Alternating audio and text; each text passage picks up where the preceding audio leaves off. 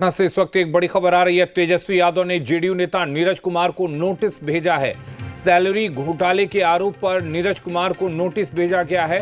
नीरज को मानहानि का कानूनी नोटिस भेजा गया है। तो बड़ी खबर इस वक्त आपको बता दें, जिस तरह से जेडीयू नेता नीरज कुमार ने तेजस्वी यादव पर सैलरी घोटाले करने का आरोप लगाया था, उसके बाद अब तेजस्वी यादव ने नीरज कुमार के खिलाफ मानहानि का कानूनी नोटिस भेजा है।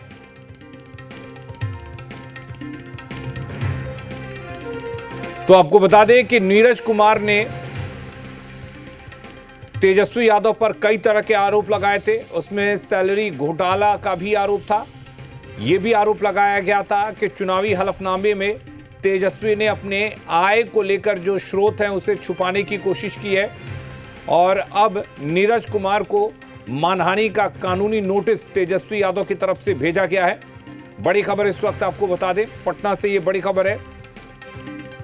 तेजस्वी ने जेडीयू नेता नीरज कुमार पर मानहानि का कानूनी नोटिस उनको भेजा है।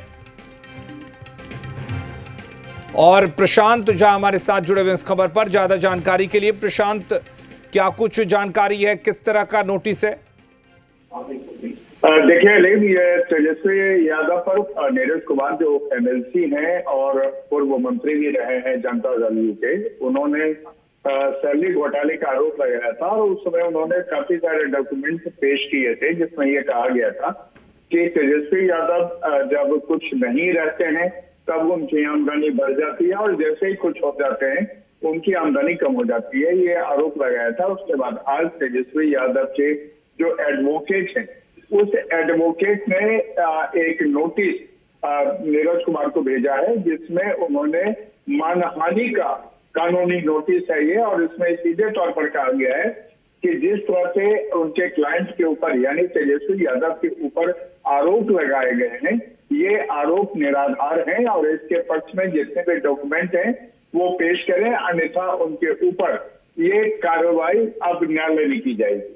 अली बिल्कुल, यानी कि ये माना जाए कि तेजस्वी यादव पर जिस तरह के आरोप लगे, अब तेजस्वी यादव इस आरोप को लेकर कोर्ट का रुख कर चुके हैं और कहीं ना कहीं अगर तमाम सबूत नीरज कुमार की तरफ से पेश नहीं किए जाते हैं तो मुश्किल उनके लिए बढ़ सकती है। बिल्कुल सही कह रहे हैं अलीम, क्योंकि जो नोटिस है, ये नोटिस आप देखिए कि ये 8 पन्ने का नोटिस उन्होंने भेजा है और इनके वकील ने सीधे तौर पर इसमें ये कहा है कि नीरज कुमार ने उनके क्लाइंट यानी तेजस्वी यादव के साथ जो उन पर आरोप लगाए हैं, ये आरोप कहीं से ये गैर वाजिब है।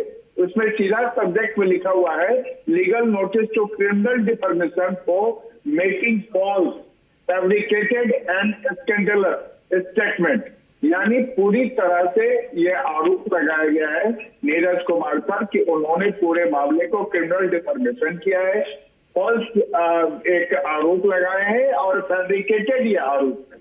और इसके लेकर के 8 पन्ने का ये कानूनी नोटिस भेजा गया है।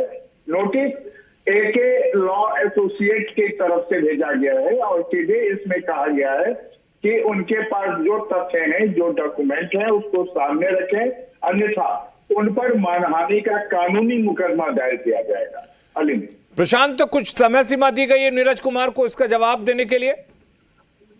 देखिए, उसमें जो कॉपी भेजा गया है नीरज कुमार को, उसमें कोई ये नहीं है, लेकिन उसमें सीधे तौर पर लिखा हुआ है कि टोटल अमाउंट जो है वो क्लाइंट का जो है लगभग 12 करोड़ 10 लाख का ये आरोप है और इसको लेकर के उन्होंने ये कहा है कि इस लीगल नोटिस का तत्काल वो जवाब दें।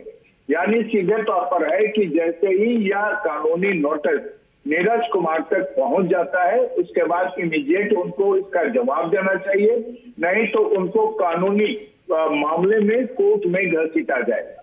बिल्कुल प्रशांत, जब नीरज कुमार ने तेजस्वी यादव पर यह आरोप लगाए थे तब नीरज कुमार ने यह भी कहा था कि वो चुनाव आयोग से शिकायत करेंगे कि इनकी विधानसभा सदस्यता रद्द की जाए, कि उन्होंने कई तथ्य छुपाए हैं। तो जाहिर सी बात है कि नीरज कुमार ने भी अपने पास कुछ तथ्यों को रखकर ही इस तरह के दावे किए थे।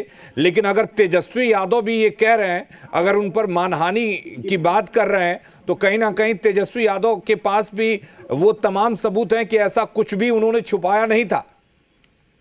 देखिए अलिम, जो नोटिस भेजा गया है, नोटिस के 11वें पैराग्राफ में इस बात की चर्चा की गई है, जो आरोप नीरज कुमार ने लगाया था उस आरोप की इसमें पूरी चर्चा है, जिसमें नीरज कुमार जैसे कह रहे थे कि 2015 से 16 और 2022 से 23 का जो ड्यूरेशन है, उस समय में डिप्टी चीफ मिनिस्टर जो रहे हैं तेजस्वी यादव, उनके जो आमदनी और जो खर्च उन्होंने दिखाए हैं उसमें काफी अंतर है। और इसको लेकर के नीरज कुमार और जनता दल यू के लगभग 5 जो नेता हैं, प्रवक्ता हैं, उन्होंने बिहार इलेक्शन ऑफिस में जाकर के सीईओ को एक इसके लिए पूरा ज्ञापन भी दिया था और जांच की मांग की थी। और ये इलेक्शन कमीशन तक उन्होंने अपने जो आरोप पत्र थे वो आरोप पत्र नीरज कुमार के द्वारा पहुंचा दिए गए थे जी। अब जब तेजस्वी यादव को इस पूरे मामले की जानकारी लगी है, उन्होंने इस पूरे मामले को संज्ञान लिया है और उनके जो लॉ एसोसिएट हैं, जो एकेजे लॉ एसोसिएट जो है, उसके मार्फत नीरज कुमार को उन्होंने ये नोटिस जारी करवाया है। चलिए, बहुत शुक्रिया प्रशांत आपका तमाम जानकारी देने के लिए। और यहां रुक रहे हैं एक छोटे से ब्रेक के लिए, खबरें और भी हैं, जल्द लौटेंगे।